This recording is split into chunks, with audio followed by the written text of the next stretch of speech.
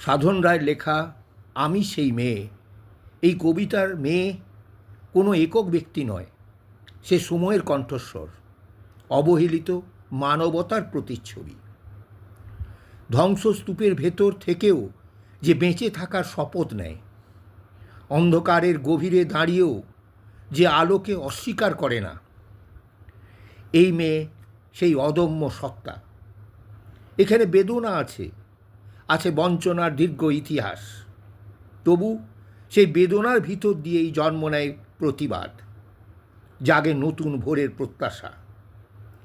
কবিতাটি তাই কেবল এক নারীর গল্প নয়, এটি প্রতিটি নিঃশব্দ কণ্ঠের উচ্চারণ, প্রতিটি অবদমিত জীবনের পূর্ণ জাগরণের শপথ।